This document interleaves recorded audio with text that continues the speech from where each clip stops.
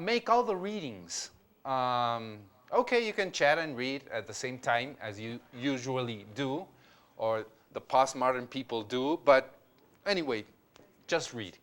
Do the assignments. It is very important. This is a doing class. We're going to be doing a lot of stuff. So it is important not only to think and not only to read, but it is important to do stuff. And you're going to be seeing, I hope you're going to be doing some interesting stuff. La siguiente lámina, por favor. Okay. Waste your time on the internet, books, blogs, tweets, or whatever. We're going to be seeing also other things. Consider yourself a digital producer. Share your knowledge. You never know where the good karma will appear. Use digital technology. Digital as in digit. Dedo, it is said in Spanish, finger. Use the tip of your fingers. We're gonna be using these kind of technologies where you have to have smart fingers to do the assignments. I know it's gonna go well. Okay. So any questions at this moment about what I just said? Up there in Carolina, everything okay? Okay. So let's start with our subject. Okay. Okay. Sounds As Clark just said, we will be talking about the present, the future, but I am sure all of you have already heard that when we talk about, if we want to understand the present and the future, we have to understand a little bit about the past. So I'm on command today to talk a little bit about the boring part of the class. Clark is going to be talking about the interesting stuff. We flipped a coin for that. Yeah, we flipped the coin, so I'm going to talk about the past, okay? Trying to understand what's happening today and what's going to happen tomorrow. So interruptions and all this stuff. Normally I ask my students in class to turn off their cellulars and the computer and all that stuff. Let's do the opposite here.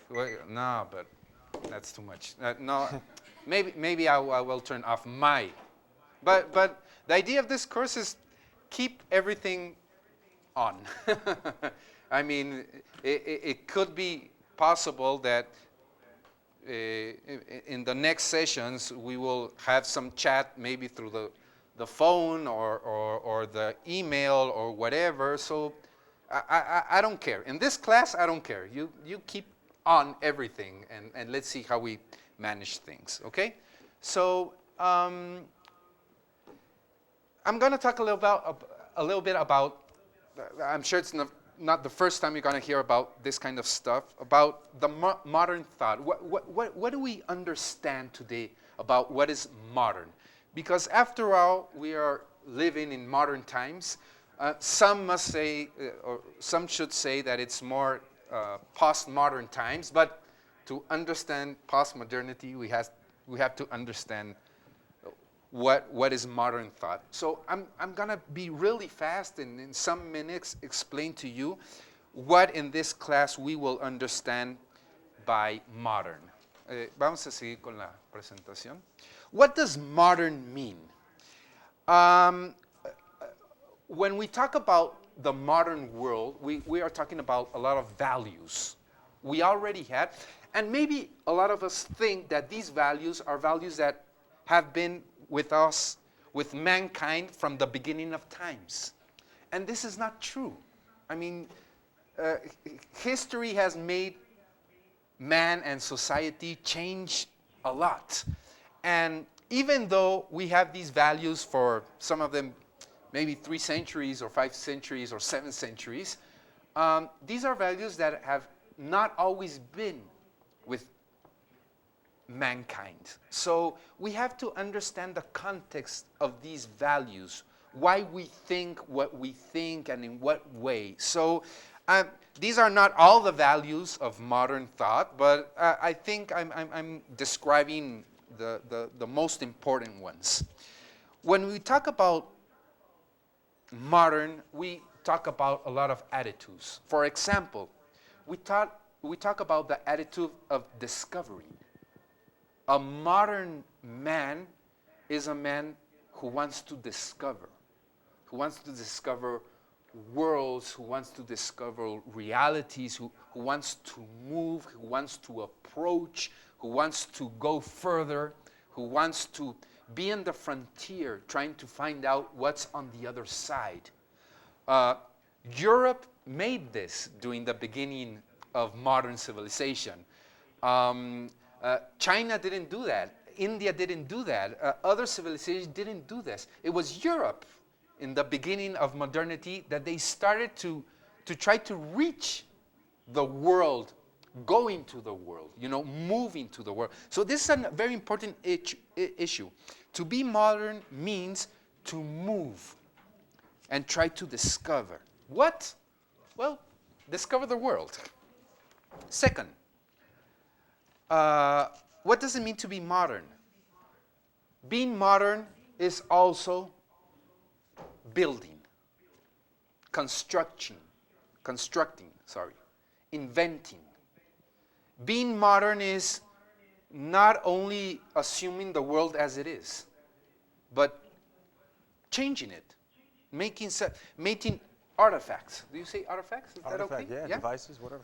Advices, artifact, changing the world, implementing things, building whatever, building houses, building factories, building a reality that is accord to humankind.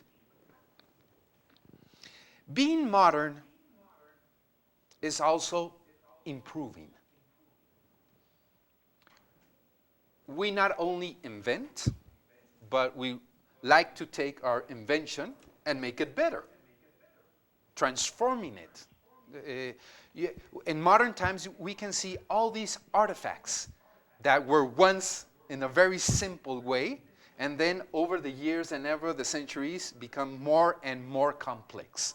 So it's not only that we invent, but that we transform to make better things.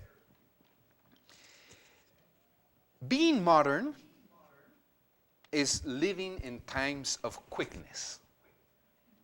We are always hurrying up things. There's a book I enjoy a lot, Daniel Bernstein, an English professor. Have you read that one, Clark? Yeah, Bernstein. The Discoverers. He has 3-4 books, but one of them, The Discoverers. And Daniel Bernstein talks about how the clock, as we know it right now, is an invention of modern times. Why? Because before modern times, there was no necessity in knowing if a minute passed or a second. I mean, what sense does it have 2,000 years ago, to know if it's 3:15 or 3:30? I mean, there's no difference at all. We don't need these kind of,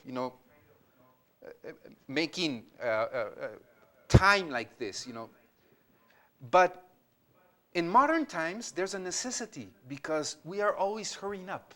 We are always moving things in a very fast way. So there's a need of speediness, Guattari would say.